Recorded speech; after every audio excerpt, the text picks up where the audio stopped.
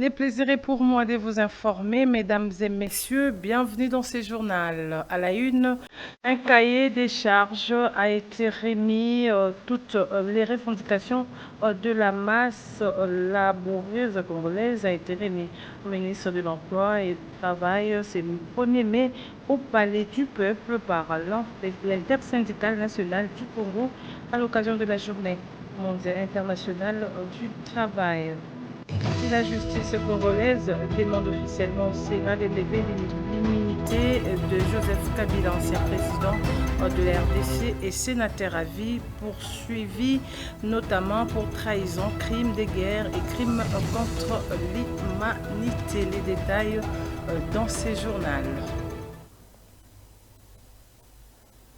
Bienvenue dans ce journal. Ouvrons-le par cette note. Le sénateur Anissé Babanga a adressé une question orale avec débat au vice-premier ministre, ministre de Défense nationale et ancien combattant Guy Mwadianvita sur la gestion des fonds destinés à la situation sécuritaire dans l'Est. Il devrait éclairer la population congolaise via les Sénats sur ces fonds alloués qui jusque-là semblent être flous.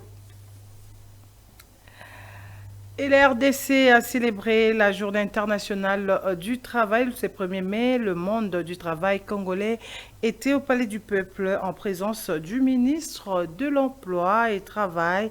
L'intersyndicale nationale du Congo a saisi l'occasion pour parler du cahier des charges du travailleur congolais. Commentaire Agnès Kassaza. Le monde du travail congolais était au Palais du Peuple à l'occasion de la Journée internationale du travail. Plusieurs entreprises publiques et privées affiliées dans les différents syndicats ont répondu de leur présence pour célébrer cette journée en République démocratique du Congo. Le coordonnateur de l'intersyndicale nationale du Congo a dans son allocution déploré que cette journée se passe dans un contexte très particulier car une partie du pays est occupée. Malgré cette situation, le monde du travail congolais reste marqué par des revendications qui n'ont jamais de réponses favorables. Le salaire du travailleur congolais ne lui permet pas de nouer les débuts du mois, alors que les budgets des institutions augmentent sans faire aucun bruit. En ce jour mémorable du 1er mai 2025, où les travailleurs du monde entier célèbrent la Journée internationale du travail, il va de soi que la tradition chez nous en RDC soit aussi respectée. Mais ceci dans un contexte très particulier, à savoir la guerre de l'Est qui fait et continue à faire des ravages humains et dans l'économie et dans les emplois et qui détruit les moyens de subsistance des plus vulnérables comme les travailleurs, les agents et fonctionnaires de l'État, les enseignants, les policiers, les militaires et les paysans. Que pouvons-nous dire alors aujourd'hui de ce cahier des charges des travailleurs déposé au gouvernement tous les 1er mai de chaque année comme vraie solution aux revendications des masses laborieuses congolaises? Le coordonnateur de l'intersyndicale nationale du Congo a aussi fustigé, rare et de ne rien voir dans toutes les différentes institutions aborder la question de la vie de la population. Chaque année, par contre, le budget de la rémunération des institutions augmente toujours pendant que le maigre budget affecté aux services publics est souvent non exécuté. Les petits avantages des fonctionnaires réduits ou bloqués. C'est le cas pour les budgets de l'éducation nationale, des infrastructures hospitalières et sanitaires, des routes, des ponts qui sont presque délaissés. Et le pays se trouve ainsi enclavé tout entier au point que même les provinces voisines et les villes voisines sont enclavées les unes les autres. À la question d'ISMIG, le coordonnateur de l'intersyndicat national du Congo a confirmé l'application du salaire minimal intergaranti de 14 500 à partir de ce 1er mai 2025 et sera réajusté à 21 500 en janvier 2026. En cette journée, l'intersyndicale nationale du Congo a également mis l'accent à tous les travailleurs se trouvant dans les territoires et provinces occupées du nord et sud Kivu. Un appel à la solidarité et au soutien a été lancé par les coordonnateurs de l'intersyndicale nationale du Congo à l'endroit de tous ces travailleurs de province. Propos recueillis par Agnès Kassaza. Nos compatriotes des deux provinces du Nord et Sud Kivu sont sous l'occupation de l'armée rwandaise, appuyée par les supplétifs des M23 qui commettent de graves atrocités, des viols, des tueries ignobles sur des innocentes populations, entraînant une errance de plus de 8 millions de Congolais sans abri et déstabilisant toute la région des Grands Lacs. L'intersyndicale nationale du Congo exige que ces crimes, viols et atrocités soient poursuivis et ne peuvent en aucun cas être amnistiés, car le fait d'amnistier les crimes des innocents attire toujours à la nation la colère de Dieu et la malédiction. Il n'est pas normal de donner à chaque épisode de crime collectif des primes à ceux qui versent des sangs, car si la justice des hommes est corrompue, celle de Dieu est incorruptible et elle existe. La justice de Dieu existe. Il y en a. Il y en a.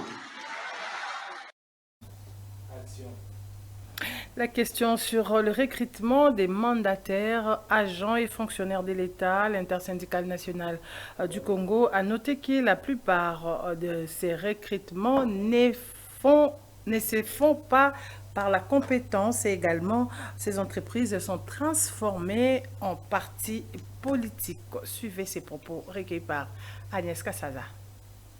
L'intersyndicale a toujours préconisé un recrutement sur base des concours des plus méritants à la tête des entreprises publiques avec des programmes d'action préalablement annoncés et établis pour une meilleure évaluation par la suite. Mais que se passe-t-il?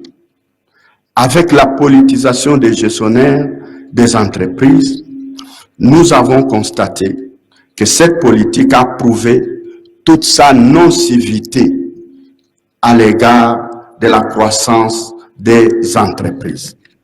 Les entreprises ainsi politisées sont devenues des champs de bataille politiques entre les acteurs et les différents gestionnaires. En d'autres termes, des batailles entre les PCA et les DG ou les DGA. Et les travailleurs s'en trouvent ainsi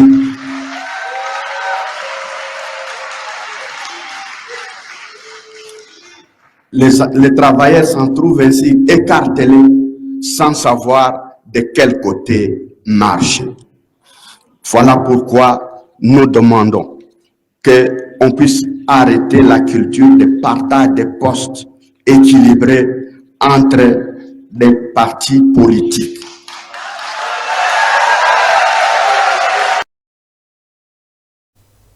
Et les ministres de l'Emploi, Travail présents à cette cérémonie a salué les efforts menés par le gouvernement sur des nouvelles réformes du travail en République démocratique de Congo. On l'écoute au micro de Agnès Kassaza.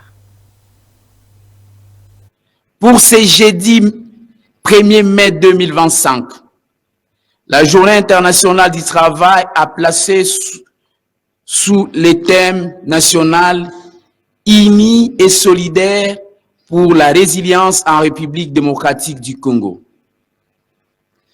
La commémoration de cette journée est une occasion pour la RDC de sensibiliser, de mobiliser et d'aiguiser le patriotisme de la masse laborieuse sur l'impérieuse nécessité de défendre le patrimoine commun contre les velléités des ennemis de tous bords.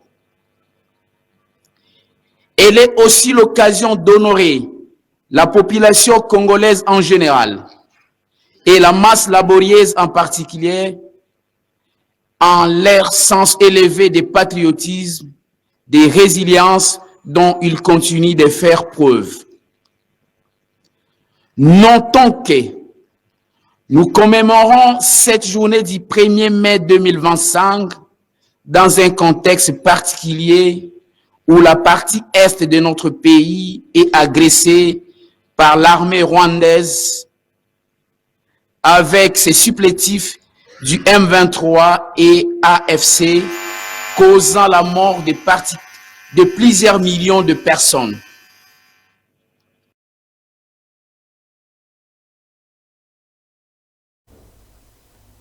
Et changeons de registre pour parler justice à présent. Sachez que le ministre de la Justice vient par la voie officielle demander au Sénat congolais de la levée de l'immunité de l'ancien président de la République, le sénateur à vie Joseph Kabila. Cette annonce a été faite le mercredi 30 avril 2025 par le ministre en charge de la Justice, Constant Mutamba. Il a affirmé d'avoir détenu le preuve solide impliquant Kabila dans la rébellion AFC M23. Suivez cette déclaration de Constant Mutamba au micro de Agnès Kassaza. Justice congolaise poursuit les sénateurs à vie Joseph Kabila, non pas en sa qualité d'ancien chef d'État, mais en sa qualité de sénateur. Ce conformément aux articles 104, 107, mais aussi et surtout 153 de la Constitution et 120 du Code judiciaire militaire. Dans la mesure où les faits pour lesquels il est poursuivi n'ont pas été commis par lui pendant l'exercice de ses fonctions alors qu'il était président de la République ou en dehors de l'exercice de ses fonctions en cette période-là, mais en tant que sénateur à vie. Et de ce point de vue, point besoin de passer par le Congrès tel que le veut l'article, tel que le veut la loi du 26 juillet 2018 portant statut des anciens présidents de la République élus, ainsi que l'article 167 de notre Constitution. Nous attendons donc du Sénat la levée pure et simple des immunités du sénateur à vie Joseph Kabila Kabange, ainsi que l'autorisation des poursuites pour permettre à la justice d'instruire sérieusement le dossier, de le faire fixer devant la haute cour militaire afin d'éclairer l'opinion sur la responsabilité pénale claire de M. Joseph Kabila Kabange sur les massacres qui sont commis dans la partie est du pays par le mouvement M23 et AFC dont il est cofondateur. Et au Congo central, le gouverneur Grace Bilolo a présidé le mercredi 30 avril 2025 la réunion du Conseil provincial de sécurité élargie dans la ville de Boma. Plusieurs mesures sécuritaires ont été annoncées pour mettre fin au banditisme urbain dans la ville de Boma. Compte rendu avec le ministre provincial AI de l'Intérieur, Edouard Samba. Suivez. Plusieurs mesures ont été annoncées qui vont être prises à partir d'aujourd'hui. Le gouverneur a décidé de renforcer le service de sécurité au-delà de jeeps qui ont été distribués dernièrement. Le gouverneur vient de doter la ville de Boma de pratiquement 10 motos pour renforcer la mobilité. Okay? Et en dehors de tout cela, il a annoncé qu'aujourd'hui déjà, vers 20h, 21h, le gouverneur lui-même va lancer une opération de bouclage mixte entre les éléments de FARDC et les éléments de la police. Tout cela, c'est pour renforcer, n'est-ce pas, la sécurité dans nos quartiers et partout dans la ville de Boma. En dehors de tout ça, le gouverneur décide dès aujourd'hui que tous les motards ne peuvent pas circuler dans la ville de Boma au-delà de 23 heures. Que la population ne puisse pas crier, n'est-ce pas, à la tracasserie, parce que c'est parmi les mesures qui ont été prises, et c'est là pendant 3 mois pour essayer de voir s'il y aura de la calmie dans la ville de Boma. Il a aussi été dit que les effectifs de la police font défaut. C'est comme ça que l'autorité de la province a décidé et a instruit à la police nationale congolaise de retirer tous les éléments qui font, n'est-ce pas, la sécurité ou qui ont été rattachés à des particuliers. Nous avons également été instruit par le gouverneur de province que de barrières nocturnes vont être érigées à travers la ville pour, disons, vérifier les infiltrations. Enseignement et travail comme levier du développement durable en République démocratique du Congo, c'est le thème de la 2e édition d'un Kinta Expo Forum organisé du 30 avril au 1er mai à l'Académie des Beaux-Arts à Kinshasa, un événement qui a réuni plusieurs figures emblématiques et personnalités publiques de la RDC évoluant dans plusieurs domaines. Lydie Djamba pour les détails. Ces assises des 10 jours étaient une occasion pour les organisateurs de rendre hommage aux travailleurs et enseignants congolais qui se distinguent par leur engagement, leur impact positif et leur contribution au développement du pays. Cet événement a rassemblé plus de 30 organisations et personnalités publiques ainsi que de jeunes venant de toutes les universités de la capitale et de l'enseignement. Dans son intervention, Soulé Kaouka s'est attelé sur les défis à relever dans le secteur industriel et agricole en République démocratique du Congo. Parlons d'atouts. Moi, je vois ce que l'on peut donner. En parlant de défis, je vois ce que l'on doit relever. Et en parlant de perspectives, je vois ce que l'on doit envisager pour l'avenir. Normalement, pour moi, et comme le pensent beaucoup d'autres, l'État devrait encore mettre beaucoup plus de moyens pour les entrepreneurs aujourd'hui. Bien sûr, à travers les agences qui existent déjà, mais surtout penser à mettre en place une banque d'investissement qui pourrait financer à hauteur de milliards de dollars des projets d'entrepreneuriat, des projets industriels. Il n'y a aucun pays qui s'est développé aujourd'hui dans le monde sans boom industriel, comme on peut le savoir. Tous les pays que nous envions aujourd'hui, les pays où nous allons, les pays développés aujourd'hui, l'ont été grâce au boom industriel. À savoir la remise des trophées, expositions, financement de projets de jeunes réseautage et partage d'expériences avec plus de grands décideurs de la RDC.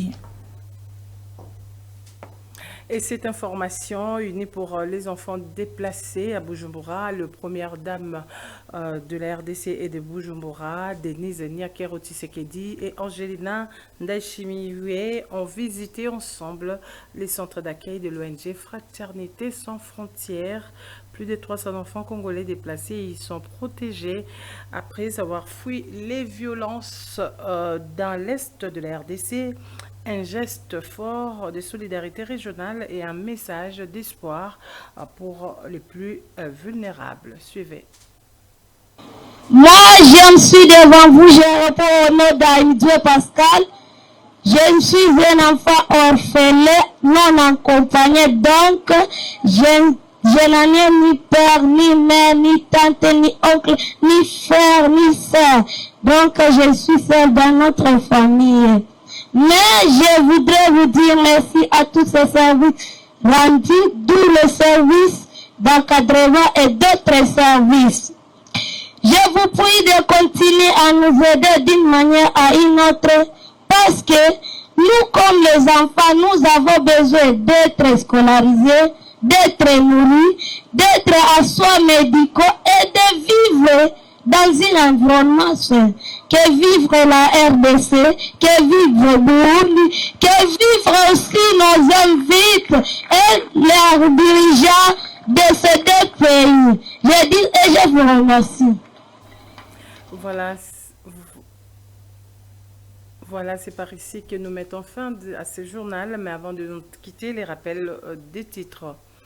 Un cahier des charges qui retrace toutes les revendications de la masse laborieuse congolaise a été remis au ministre de l'Emploi et du Travail. C'est le 1er mai au Palais du Peuple par l'Intersyndicale nationale du Congo à l'occasion de la Journée internationale du travail. En justice, la justice congolaise demande officiellement au Sénat d'élever l'immunité de Joseph Kabila, ancien président de la République et sénateur à vie, poursuivi notamment pour trahison, crime de guerre et crime contre l'humanité. Vous avez suivi dans ces journaux. Voilà, mesdames et messieurs, c'est pratiquement la fin de ce journal. Mais à la fin de ce journal, si vous l'avez aimé, dites merci à Pius Smart qui l'a réalisé. Merci à l'équipe rédactionnelle. Et derrière la caméra, Serge Kabongo et à la coordination Lydie Djamba. Merci de l'avoir suivi. Quant à moi, je vous dis bonne suite de programme sur vos télévisions, la RTVL.